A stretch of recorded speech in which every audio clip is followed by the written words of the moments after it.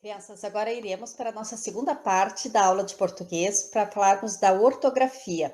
A professora vai explicar um pouco da ortografia que vocês estão recebendo essa semana e do que vocês receberão já agora o dia 15, tá? Com algumas dificuldades ortográficas que a professora muitas vezes vê pelas redes sociais, vê quando o aluno até se comunica pelo WhatsApp. Então, alguns erros são cometidos que são vícios ortográficos, até mesmo por causa da oralidade e por palavras muito similares na sua pronúncia, tá certo? A professora vai estar compartilhando a tela com vocês. Como nós vimos, então, ortografia. O primeiro exercício que a professora colocou para vocês foi com relação ao uso do M-O-N, tá? Quando usarmos em fim de sílaba em meio de palavra. Tá? Então, a regrinha que você já tem visto e que vão ter que ver para o resto da vida, tá? É que o M eu só uso antes do P e do B. Por que, que eu só uso o M antes do P e do B? A professora quer que vocês reparem bem na pronúncia do M. Quando você fala M, ou sou de M, ó, come, você fecha os lábios e a gente chama esse tipo de letra plosiva. Plosiva. Então, quando eu digo come, aí você vai falar o P, você vê que você vai pronunciar o P e o B também da mesma forma que o M, ó. Você faz a mesma coisa, ó. Então você bate os lábios. Então elas estão na mesma classificação de letras. Então por isso que antes do P e do B nós temos que colocar o M. Ficaria difícil a pronúncia falar campo, campo, né? Então eu faço campo. Então quando eu fecho já os lábios para falar o M, para pronunciar o M, eu já quando eu abro eu já estou pronunciando o P. Quando eu fecho para pronunciar o M, abro, eu já estou pronunciando o B. Então, ele fica na mesma formatação da boca no falar. Por isso que na regra ortográfica existe o M e o antes do P e do B. E o N irá sempre antes de outras letras consoantes, tá certo? Então, esta é a regra geral. Aqui a professora colocou um exercício para vocês, né? Pingo, né? Ficaria difícil falar pingo, pingo, né? Porque eles não estão no mesmo pronúncia, mas quando eu digo ó, bombeiro, eu já falei o bom, perfeito. E daqui eu já pronuncio beiro, tá? Então, ali vocês vão preencher com M ou N. E depois os sons de U ou L, a professora colocou para vocês aqui assim, tá? E eu vou estar falando algumas regrinhas, né? Porque é muito parecida a pronúncia entre o U e o L. Basta vermos naquela música Marcha Soldado. Quando ninguém fala Marcha Soldado, né? Nós falamos Marcha Soldado. Parece que é com U, mas na verdade é L. Então a pronúncia do U e do L são muito próximas. Por isso que muitas vezes há confusão na escrita, tá? Ele diz marcha soldado, cabeça de papel. A gente pronuncia o U, no entanto é L. Cabeça de papel, quem não marchar direito vai preso para o quartel. Pronunciamos U, mas usa L, né? Marcha soldado, cabeça de papel, quem não marchar direito vai preso para o quartel. O quartel prendeu fogo, Francisco deu sinal. De novo L, parece o L, né? Acode, acode, acode, a bandeira nacional. E a gente fala U, mas é U, né? Ninguém diz, ninguém fala marcha, soldado, cabeça de papel. Quem não marchar direito vai preso para o quartel. O quartel prendeu fogo, Francisco deu sinal. Acode, acode, acode, a bandeira nacional. Mas nós pronunciamos como U, no entanto, escrevemos com L. E a professora vai estar falando sobre estas regrinhas, ok? Tá? E depois nós vamos ver sobre o mal e o mal. Também eu botei tudo em PowerPoint aqui para nós sabermos essa diferença, tá? Entre mal, tá? Entre má, mas e má. Aqui, por exemplo, mal e mal. A regra básica que você tem que saber é que mal sempre é o antônimo, ou o contrário, mal é o contrário, o antônimo de bem. Mal com u é sempre o contrário, o antônimo de bom. Quando você tiver uma dúvida, aqui, ó, ele passou mal depois de comer a feijoada. Você pode trocar mal por bem. Ele passou bem depois da feijoada. Ah, se você consegue trocar por bem, então você usa mal. Ficaria difícil você dizer assim, ó, ele passou bom depois da feijoada. Se desse para colocar ele passou bom depois da feijoada, então seria mal, tá? Mas como você consegue colocar bem, substituir pela palavrinha bem, então você usará o mal. Naquele segundo ali, ó, o contrário de bom. Se nós tivermos assim, ele é um mau companheiro, tá? Eu posso tirar no lugar do mal, colocar bom? Eu posso dizer ele é um bom companheiro? Ah, posso. Então vai ser mau, porque eu não digo ele é um bem companheiro. Se eu pudesse falar ele é um bem companheiro, eu colocaria mal. Mas, no entanto, eu não digo bem companheiro, eu digo bom companheiro. Portanto, o contrário será mau, tá? Então, ele é um mau companheiro, ok? E aqui foram os exercícios que a professora colocou, eu coloquei entre para reforçar, né, entre esses exercícios, o bom e o bem, tá? Para que vocês possam entender que o contrário de bom é mal e o contrário de bem é mal, ok? Nós vamos abrir aqui o PowerPoint para vocês com os exercícios e a professora vai estar explicando. Então, nós temos aqui as dificuldades de ortografia. O U e o L, como a professora falou. Então, quando que eu vou usar U? Sempre vou usar U quando for um verbo e ele estiver na terceira pessoa, tá? Do singular. Quando eu puder colocar ali o ele ou ela. Por exemplo, abriu, quando eu estou falando de gaveta ou de algum armário, tá? Se eu estou falando de verbo, ele ou ela abriu a gaveta, eu vou colocar U, porque é um verbo. Agora, quando eu vou falar do mês abril, aí é com L, tá? Porque não é mais verbo, é um mês, ele é um substantivo, portanto, irá L, tá? O mês de abril, mas ela abriu a gaveta. Eu posso dizer, o mês de abril abriu com boas notícias, tá? De abrir. Então, quando significar abrir, então vai ser com U, tá? Viu, eu não digo, eu vou falar vil quando eu tô falando de maldade. Ele é vil, ele é mal, ele é vil. Agora, quando eu digo ele viu, de enxergar um verbo, ou ela viu, vai ser comum. Então, toda vez que se referir a um verbo, tá? Eu usarei o U. Ele sorriu, ela sorriu, ok? Ele pediu, ela pediu. São verbos de ação, portanto, nós usaremos o U. Quando o substantivo, alguns substantivos também eu coloco no aumentativo, eu vou usar o U no final. Quando esse aumentativo, esse sufixo, esse finalzinho a mais da palavra terminar em el, então vou colocar, por exemplo, fogo. O fogo é um substantivo, mas quando eu vou falar de um fogo grande, eu falo o fogaré U, e não o fogarel, tá? Então é o fogaré U. Quando vai para o aumentativo e recebe esse final, esse sufixo da palavra como el, então é o fogaré U, com U, tá certo? Havia um mundo de gente, um mundaréu de gente, aumentativo, réu, tá? Então, eu vou colocar com U.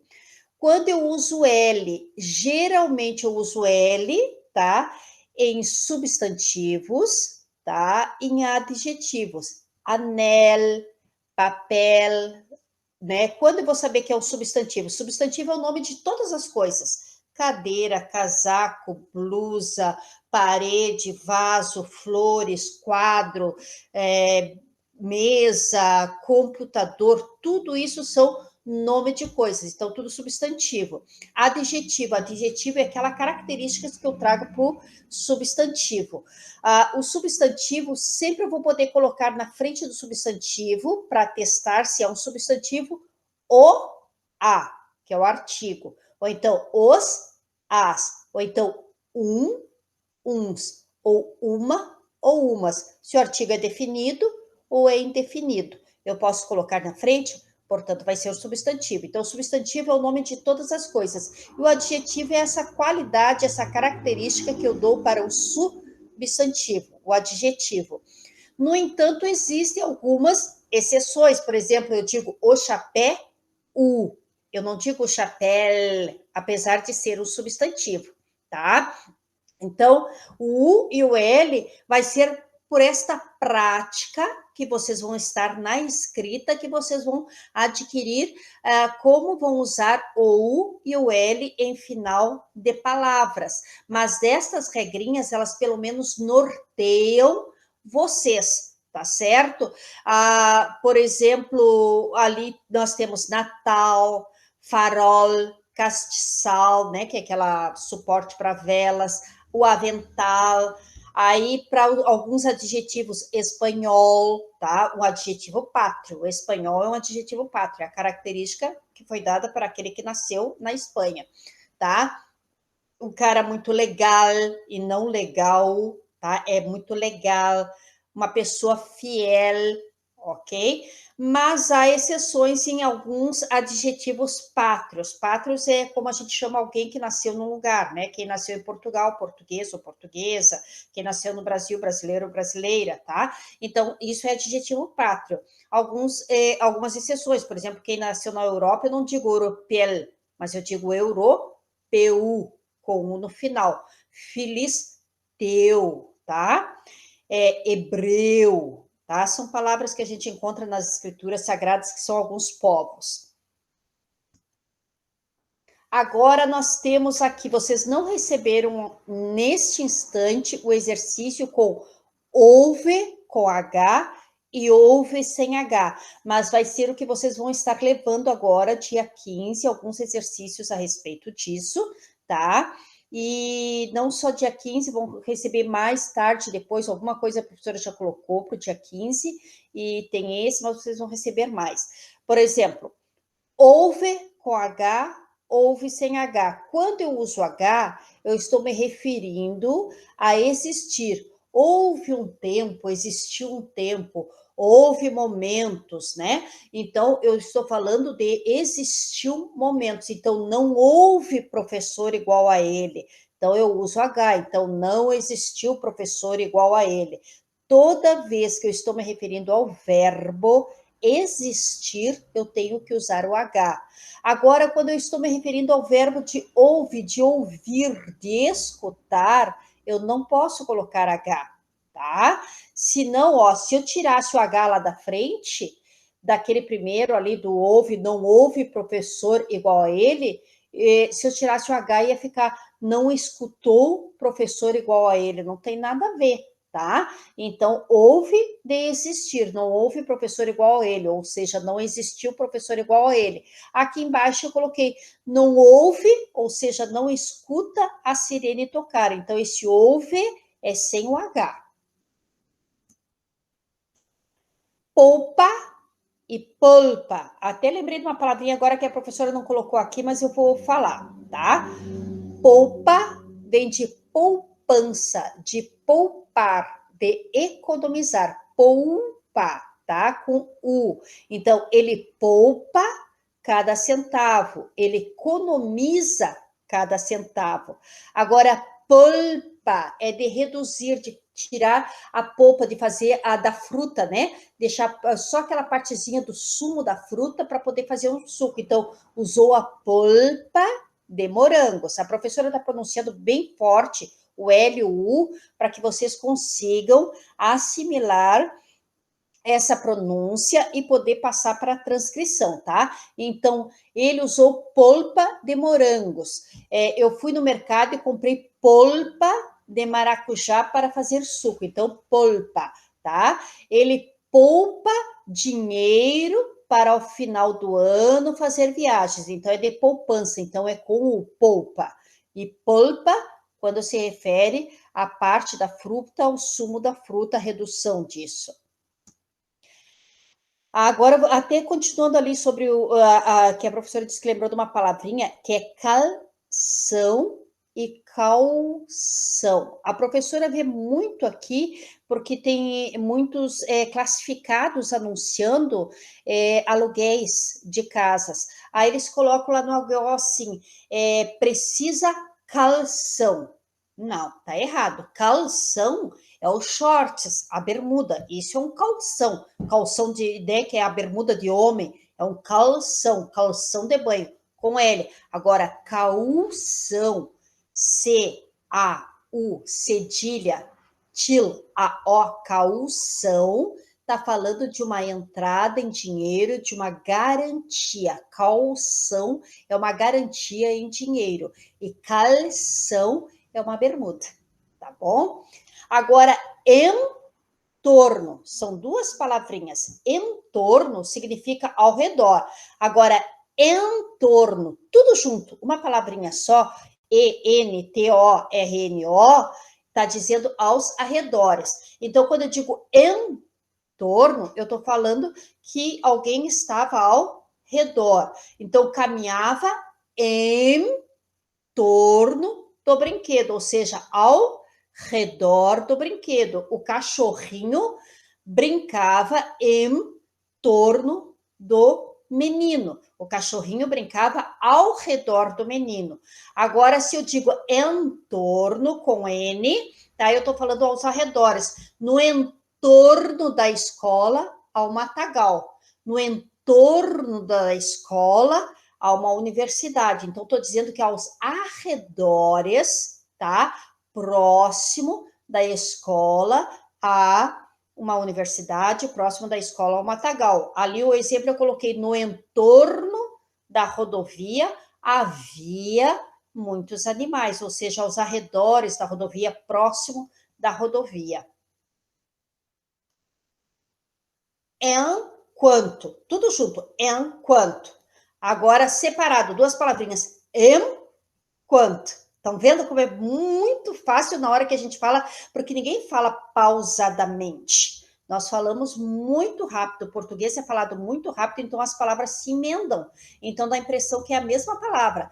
Enquanto é quando eu estou falando sobre o tempo, assim, ó.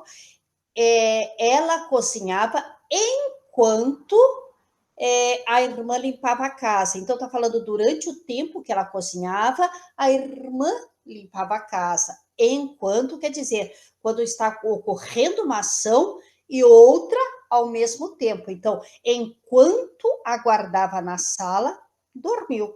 Ao mesmo tempo que estava aguardando na sala, acabou adormecendo. Então, enquanto, ele está ligado a tempo.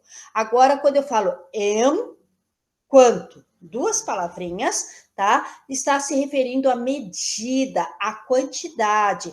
Quando eu digo, vou numa loja e vou comprar algo, eu digo assim, ó, enquanto ficou minha conta, ou seja, qual o valor da minha conta, quanto eu tenho que pagar de dinheiro, tá? Então, está se referindo à quantidade, à medida, ó, enquanto está a temperatura na sala, tá? Qual é a mesma que eu perguntasse qual é a temperatura da sala, tá? Então, ele está se referindo à medida e à quantidade. Agora, o uso do mas com acento, mas sem acento e mais. Esse é o que mais a professora vê, pessoas até formadas em universidade, vejo pelas redes sociais, Facebook, Instagram, né? E outras, eu vejo muito erro com relação a isso, tá? Mas com acentuação, tá? Ele significa de malvada, tá? Ali com acento agudo, mas, M, acento agudo, AS, mas, está se referindo a malvadas. Por exemplo, as meninas são más, elas teimam em ser mas, ou seja, elas teimam em ser malvadas, as meninas são malvadas, tá? Mas com acento. Mas, sem o acento e sem o i, significa o mesmo que porém, e sempre vai depois de vírgula. Eu digo assim, ó, ele estava contente, vírgula, mas chorou. É a mesma coisa que eu dissesse, ele estava contente, vírgula, porém chorou. Se no lugar do mas eu puder colocar a palavrinha porém, é mas, sem i e sem acento. Esta é a regra máxima, tá? Porque senão você fica por toda a vida errando isso. E é um erro crasso, ou seja, um erro grave este, tá? A professora colocou já um exemplo ali, ó, o uso do mas, tá? Com acento agudo e sem i. Então, as más línguas ferem, ou seja, as línguas malvadas ferem. As más estradas são perigosas. Agora, esse mas está nos significando ruins. Então, as estradas ruins são perigosas, tá? Então, mas com acento e sem o i. Agora, o uso do mas lá embaixo, que significa porém, todavia, entretanto, né? Normalmente a gente não usa o entretanto, todavia, mas ele significa a mesma coisa que porém, tá? Irei ao jogo, vírgula. Então, sempre antes desse mas, que significa porém, todavia, entretanto, sempre tem que ter vírgula. Sempre, sempre, sempre. Não vai ir e não vai acento, ó. Irei ao jogo. Iria ao jogo, mas adoeceu. Ele sempre está dando uma explicação da primeira oração. Vocês vão entender mais tarde, não vou estudar agora, quando a gente fala das orações coordenadas, né? Então, a professora não vai entrar nesse assunto agora, porque vai complicar a cabecinha de vocês. Então, ó, iria ao jogo. Mas por que não vai mais? Ele disse, ó, vírgula, iria ao jogo, uma oração. Mas adoeceu. Então, ele está explicando, é como se ele dissesse, iria ao jogo, porém adoeceu. Iria ao jogo, todavia adoeceu. Iria ao jogo, entretanto adoeceu. Então, quando significar entretanto, porém, todavia, tá? Eu uso a vírgula antes e coloco mas sem acento e sem o i. Chorou, mas de alegria, tá? Então, chorou. Só que não foi um choro de tristeza. Ele está dizendo que aquele choro era de alegria. Então, chorou, porém de alegria. Chorou toda a vida de alegria. Chorou, entretanto, de alegria. Então, chorou, mas de alegria, sem o i e sem o acento. Agora, quando eu uso mais, porque muitas pessoas colocam lá, iria ao jogo, mais adoeceu. Erradíssimo. Errado. Chorou mais de alegria. Errado, tá? Porque mais significa quantidade, soma, tá? Então, o mais, eu só uso, ó, queria mais macarrão, ou seja, aumentar a quantidade de macarrão. Almejava mais e mais vitória, ou seja, queria aumentar a quantidade de vitórias, tá? Então, mais com i e sem acento, só uso para acréscimos, quando eu estou dando essa ideia de aumento de alguma coisa. Agora, H, né? Quando eu falo, esse A com H é quando eu falo assim, é uma interjeição. H e A, ao contrário agora, e com acento agudo. Esse A é quando eu estou falando do tempo passado faz, ou do tempo passado, do verbo, né, existir.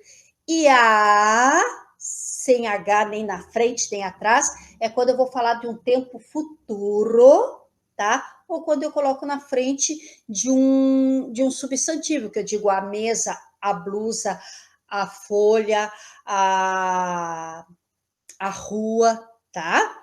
Agora vamos ao primeiro, A com H.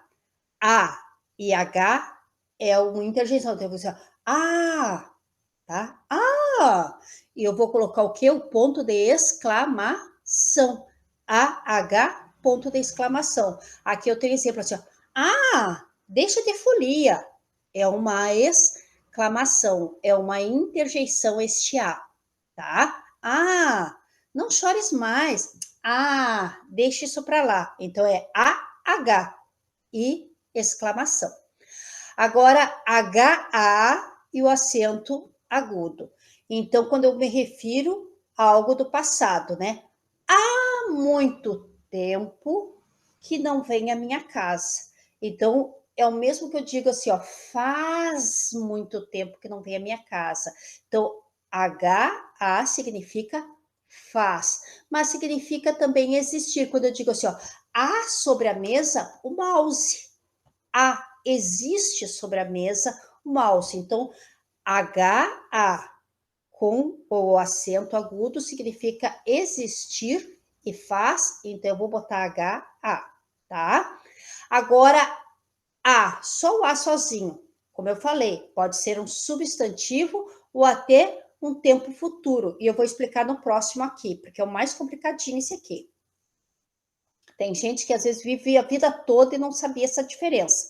Quando eu uso só o H, o A sem H, significando o tempo futuro. É quando eu digo assim, ó, daqui a 2 minutos chegarei aí.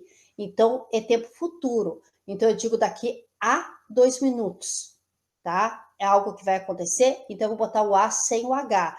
Deixou a brincadeira para ir lá fora. Então, eu falo a brincadeira é um substantivo, boto só o A, tá? Agora, quando é com H, lembra que o tempo futuro eu digo chegarei daqui a 5 minutos sem H? Mas agora, se eu disser assim, ó, chegou a 5 minutos, eu estou falando do passado. Então, eu tenho que botar H. Chegarei daqui a 5 minutos, sem H. Mas cheguei a 5 minutos é com H, porque eu estou falando do tempo passado. Porque é a mesma coisa que eu dissesse, cheguei faz 5 minutos, tá? Então, eu coloco H, tá? Mas quando eu vou falar do tempo futuro, chegarei daqui a 5 minutos, eu tiro H. Deu para entender essa diferença? O A, quando eu estou me referindo a tempo futuro, é sem H, e quando eu estou me referindo a tempo passado, de algo que existiu e significa faz ou existir, eu coloco H. A professora vai mandar bastante exercícios para vocês sobre isso. Agora, a palavra havia e havia.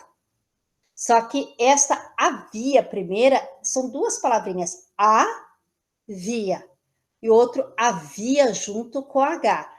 Havia pode ser de enxergava.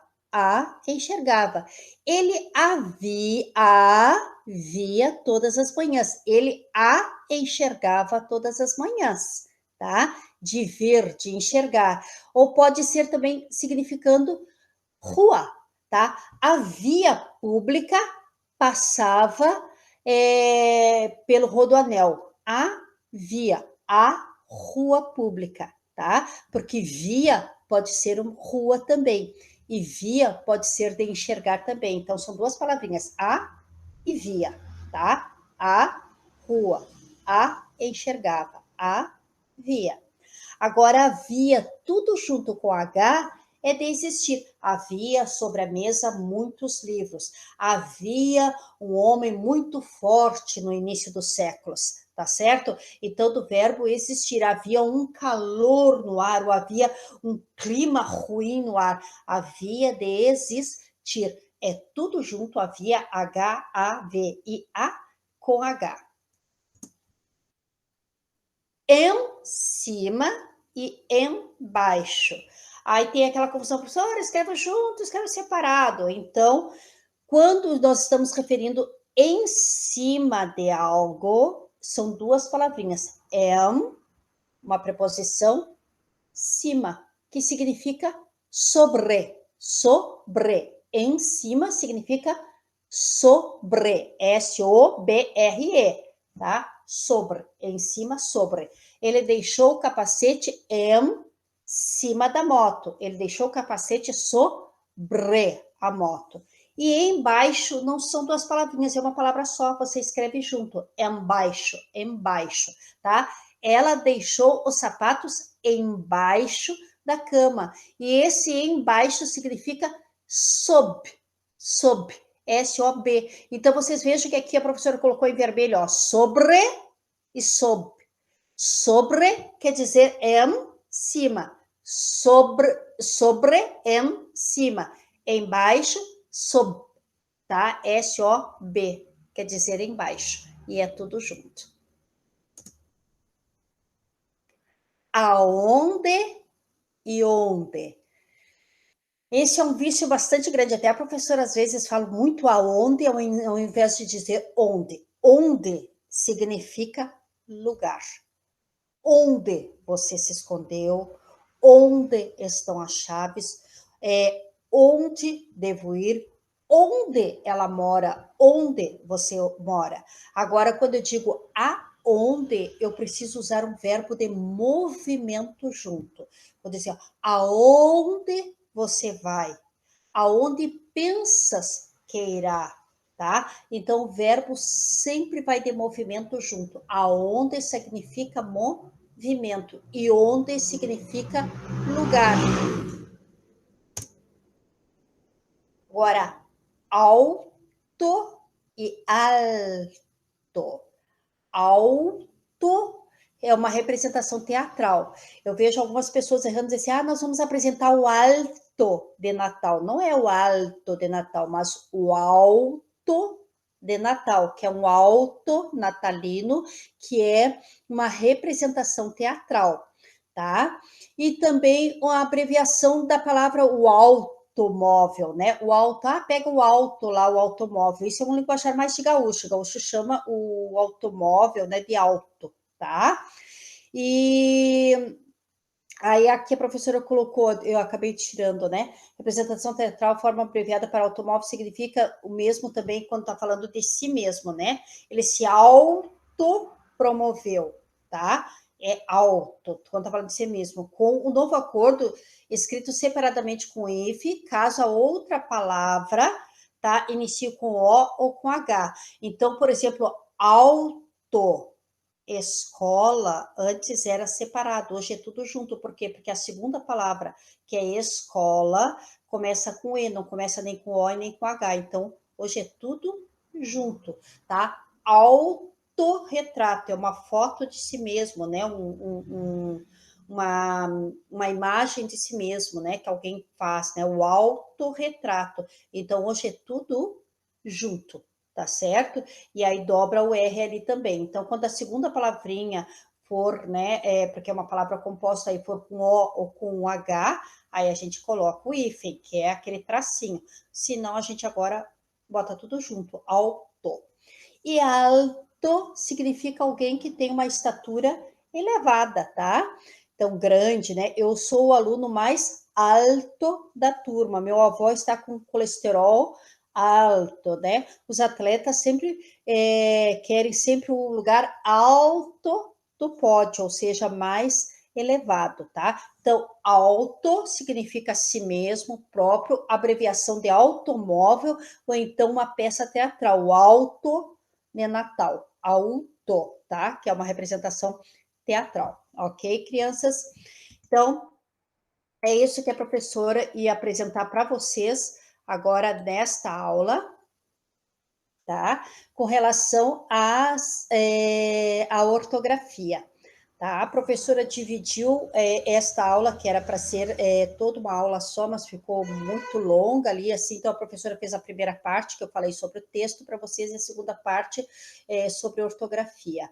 Vocês estarão recebendo exercícios para estar treinando, nós também faremos mais aulas com relação à ortografia ou outras dificuldades que possam aparecer, para que nós tenhamos neste ano um mínimo que seria necessário para este quarto ano, tá bom? Tenho certeza que vocês estão aprendendo, mesmo com essa distância, um pouquinho que nós aprendemos, uma dessas regrinhas ortográficas que vocês aprenderem aqui e que levarem para o resto da vida, saibam que é um grande conhecimento, tá bom?